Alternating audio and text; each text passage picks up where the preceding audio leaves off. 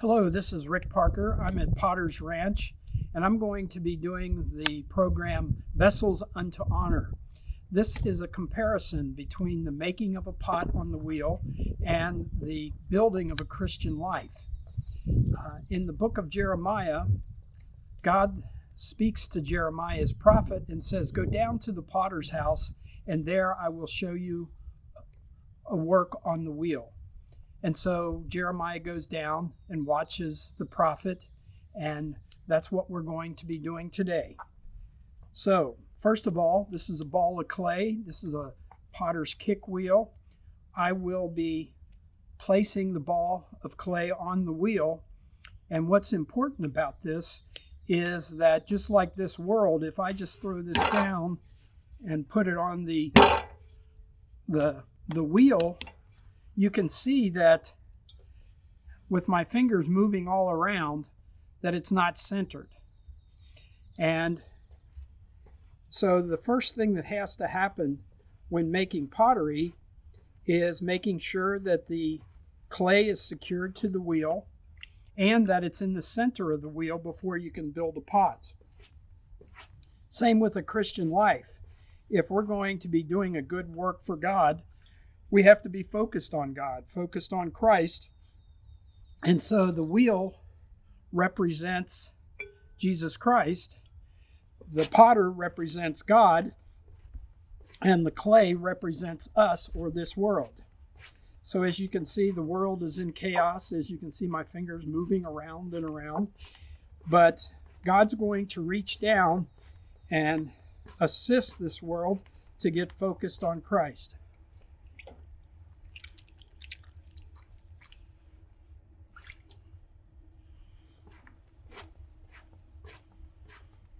It takes several moves in order to get the clay to respond.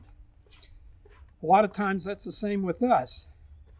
God's trying to tell us, okay, you need to be doing this or that, and we're kind of obstinate about that situation.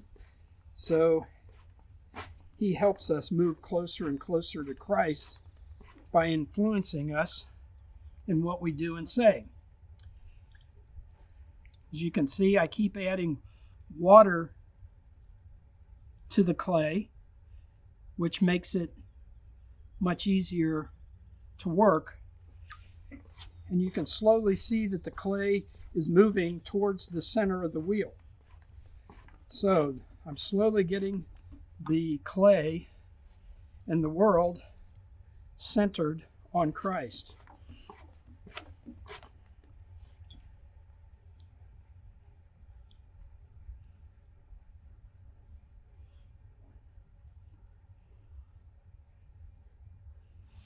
In the book of Genesis, it says that we were formed from clay, and then God breathed his life into us.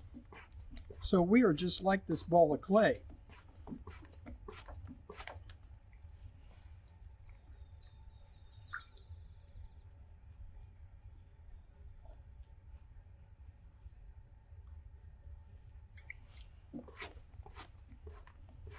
At this point, I'm what's called coning the clay, which is compressing the clay, getting all the air out of the inside of the clay so that it's a solid mass and it doesn't have any defects in the clay.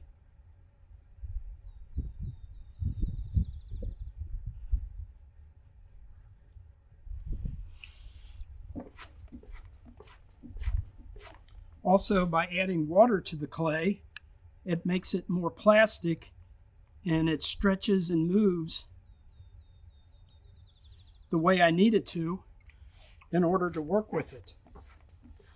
Just like us, we need to be more flexible and respond to God and to Christ and be more flexible with doing what we're supposed to be doing.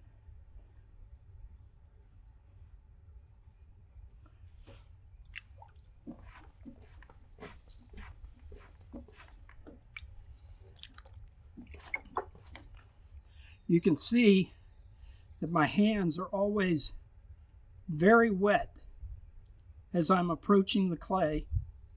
I also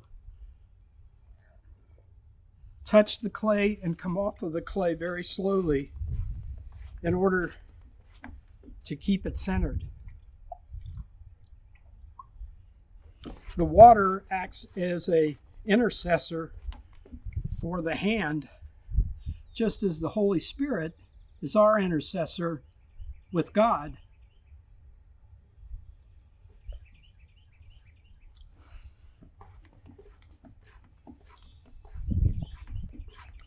So now you can see that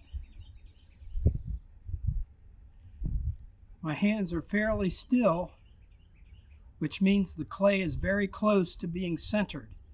It's very important that the clay be centered before I start. If I start too soon with it not centered,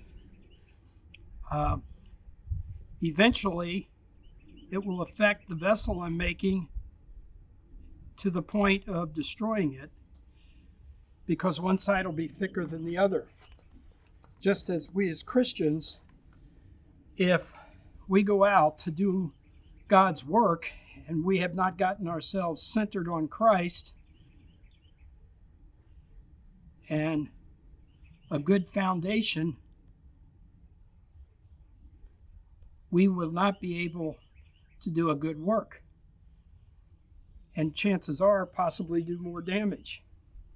What I'm doing now is called opening the clay. So the potter has to very carefully open the pot in order to start making the vessel.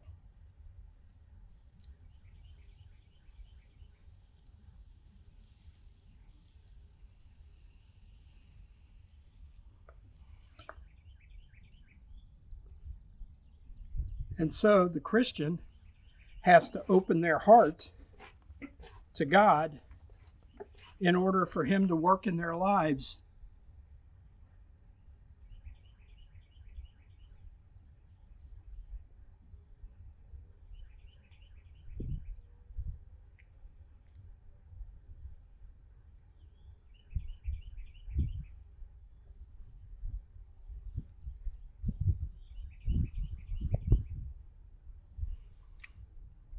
What I'm doing is making sure that I've got a good base of support at the bottom of the pot. It's not too thin or too thick.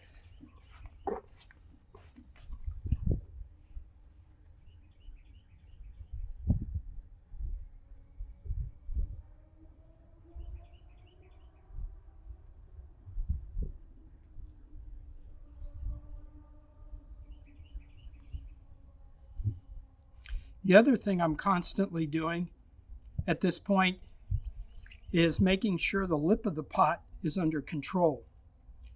If I don't keep the lip of this pot, this clay, under control, it will start to spread out, and with gravity just collapse. And as it says in the book of James, kind of like the lip of the pot, is we need to control our tongues. And if we don't control our tongues, it'll be our downfall. James likens our mouths to the rudder of a ship. It's a very small object that controls the ship. And so if no one is controlling that rudder, the ship will not go where it's supposed to go, and they will not make any advances. So we have to be in control of our lips so that we remain on target for God, doing His will.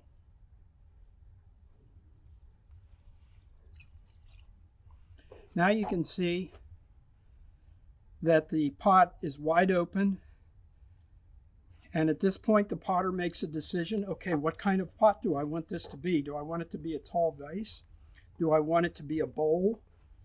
You have to make those decisions at this point.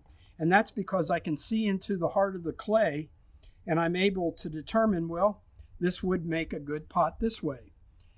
Just as Christians open their hearts to God, then He can help us on our journey to becoming vessels unto honor to Him. And there is one thing holding us back, though. As you can see, this is a very thick layer of clay here. Some of us have some very thick hearts, and it makes it hard to work with. So you need to soften up your heart and be open to God's touch.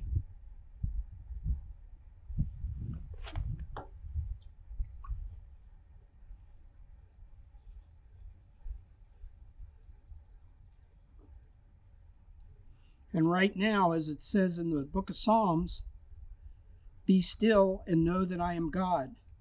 This is a very key point in the making of a pot.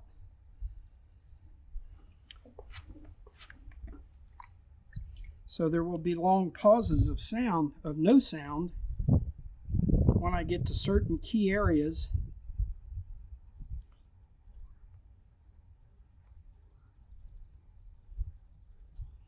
Just as the Christian needs to be still and listen to God.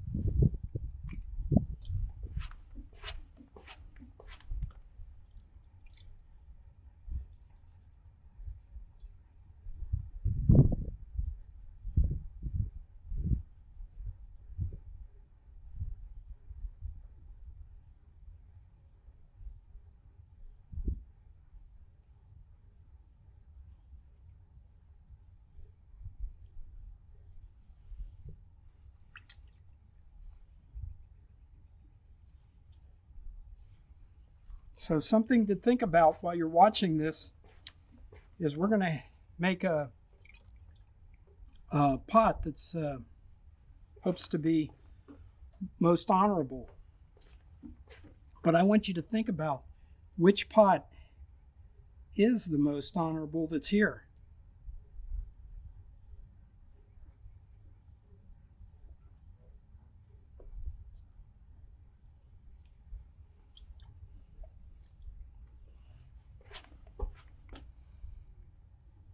Again, I keep addressing the lip of the pot.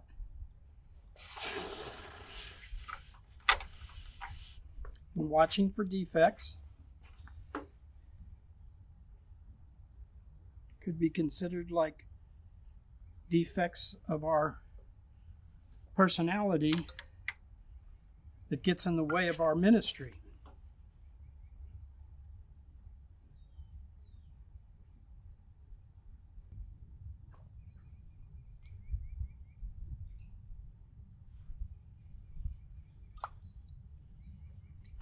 In making a pot, you always make several pulls. You don't try to pull it all up at once, because you'll chances are you'll either trap air in the clay or pull it off center or do something that will affect the integrity of the pot. So it's a continuous process of checking, strengthening, compressing, and keeping the pot under control. Not too much water. I don't know if you can get too much spirit, but as we said, the water kind of represents the spirit, who intercedes for us. But definitely with pottery, you can get it too wet.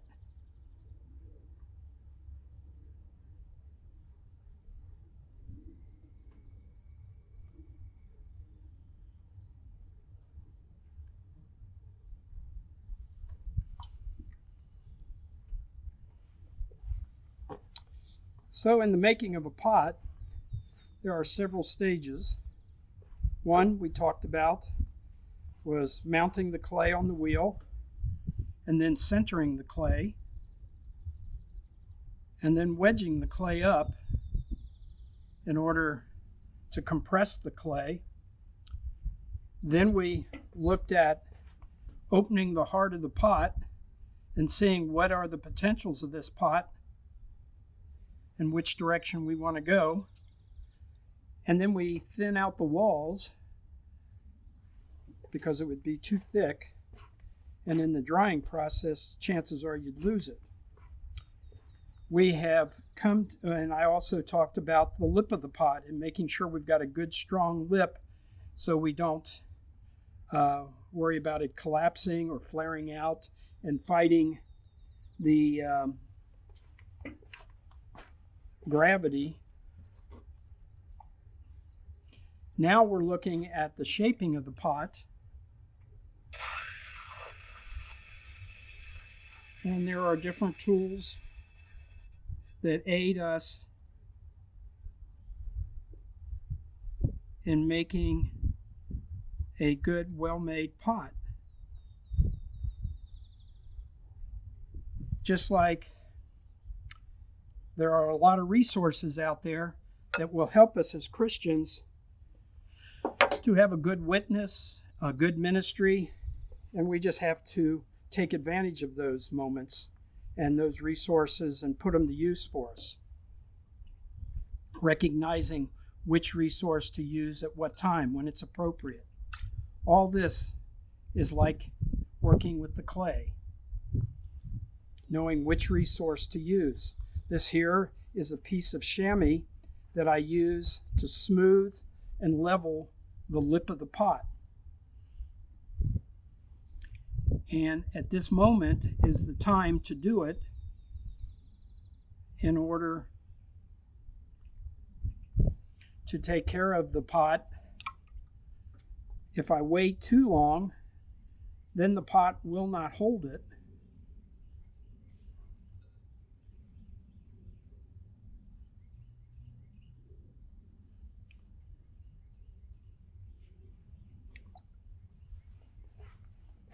Also, at this point, you might think, well, it looks like it's finished. It's fairly thin. It's got a good strong lip on it. We've pulled it up to a decent height. But what the potter knows that you don't is that there's a lot of clay down here at the bottom that was used to help keep a firm foundation. And in pottery, you want the pot to look like itself. You do not want it to look like a bucket which has no taper, it just goes straight to the floor. So a potter intentionally needs to cut away an area at the bottom, and as I told you, there is a lot of clay at the bottom of this pot to work with.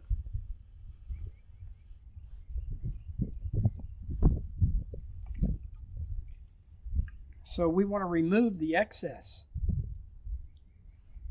And we might want to look at that as excess baggage. And as Christians, and we go through life, there are times where we collect excess baggage. And that is when things happen to us that we're not expecting in our lives, either when we were being raised or when we first left home and went out into the world. Things just happen and affects us in manners that makes us resent some things or some people. And that is what's happening here, is I'm removing the resentment from the bottom of this pot so that the pot will not be affected by the thickness of the bottom of the clay, and it will be balanced. If I didn't remove it and it still survived, meaning it didn't dry wrong and crack, there would still be a problem with the pot. I could hand it to you and you might not know exactly what it is, but you know that there's something wrong. And that's the way it is with us as holding resentments in our lives. When we go out and do a ministry, we try to impress people and move them towards God. But if we've got these hidden agendas or these hidden resentments that are on us from growing up, then what happens is subconsciously the people can feel it, and your ministry is affected because people know something's wrong. Just like if I left that thick bottom on the pot and I handed you the pot after it was all finished, you'd say, yeah, there's something wrong with this pot. Even though it looks very nice, there's something wrong. So that is why the potter removes that excess clay, and that is why we need to work on whatever has affected us in our lives and brought us to this point. Also, what's happening here is what's called a shadow line. And as I alluded to earlier about the bucket of water, a bucket has no shadow line. It usually just goes straight to the floor, and its purpose is to hold water. Well, we want this pot to sit on someone's table and to look nice, and we don't want it to look like it's growing up out of the table. We want it to stand alone. And so the shadow line does that for the pot. It creates a separation. And we as Christians have to be in a way that we are not of the world, but we are in the world, so we have to deal with the world, but we do not want to be taken as a non-Christian or a non-believer or someone who isn't a child of God. So we want to appear different. And the way we're different is the way this pot's different. We cast that shadow that shows that we are not of this world, but in the world. So now we get to the point of, okay, we're almost finished with the pot. Is it a finished pot? And is it a pot of honor? And I'd have to say no, because the clay is still wet. It's still connected to the wheel. So a vessel holds water, and this will definitely hold water, but it also is connected to the wheel. So we have to separate it from the wheel. And normally when I'm ready to do this, what I do is take this wire tool and I pull it through. And that makes a cut in the pot and separates it from the wheel. And then we would set it aside to dry. And the drying process is another time for Christians with our trials of life. Things happen to us, deaths in the family, people leave you, problems at work, you lose a job, whatever. These things happen to us. But just like a parent would not put their child in a bubble, even though we want to, we know that the child has to experience life and has to gain these experiences in order to function in life. Well, that too is what the pot's going through. It's drying, and so it's being stressed by the drying process. It's shrinking and moving. But if it gets through it, then it's a stronger pot for that. So we would take the pot and take it to the kiln after it's been dried several days, thoroughly dry. And we fire it, which is called a bisque firing. And in the bisque firing, there is the moisture leaves and it becomes as hard as like a terracotta pot. But at that point, it's not finished because being like terracotta, a low fire, it's not non-vitreous, meaning that water will pass through it. And we want the pot to be vitrified. So we're going to put, after that firing, we're going to put some glaze on the pot and fire it again. And then that glaze coats it, and it's the same as the Christians putting on the armor of faith and the armor of God. These are ways that we can function in the world because we have God's protection. Thank you.